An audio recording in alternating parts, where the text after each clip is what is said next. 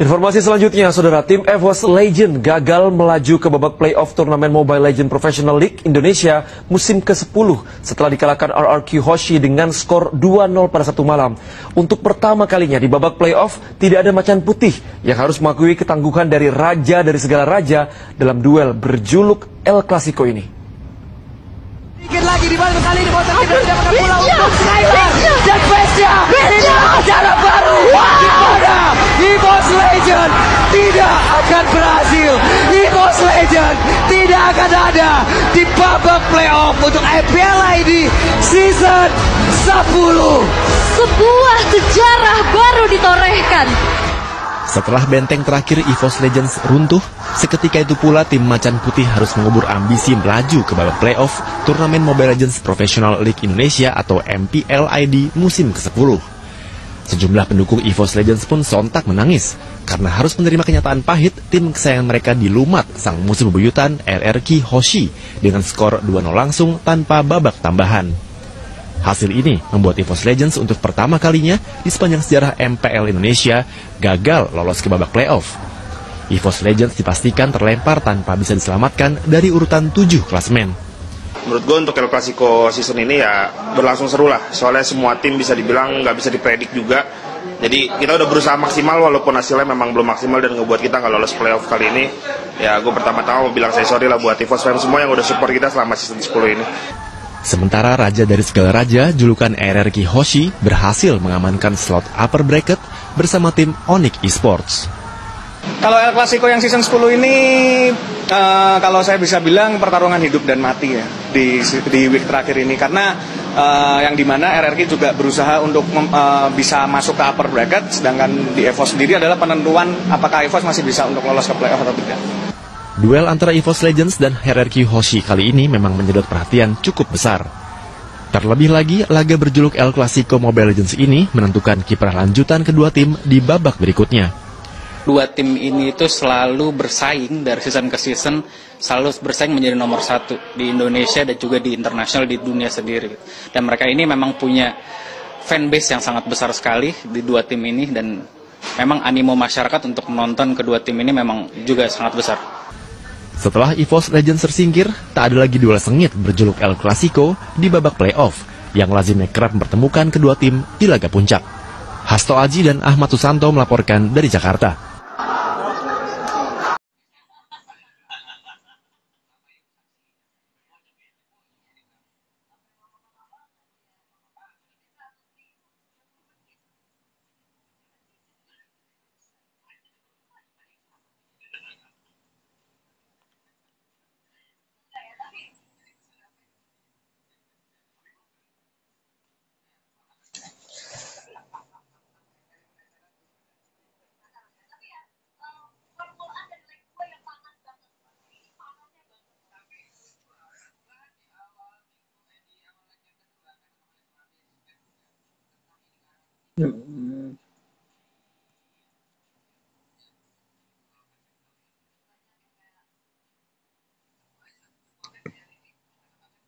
Informasi selanjutnya, saudara, tim EVOS Legend gagal melaju ke babak playoff turnamen Mobile Legends Professional League Indonesia musim ke-10 setelah dikalahkan RRQ Hoshi dengan skor 2-0 pada Sabtu malam.